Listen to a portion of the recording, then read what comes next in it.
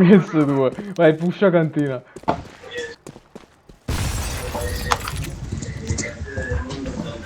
Libero. Io vado sopra. Porta piccola.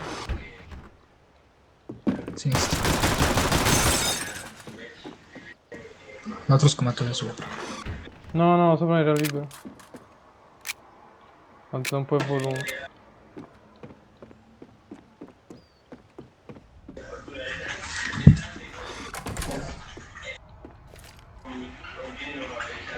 Oh no! Mi sembrava tipo un ananas sul microfono.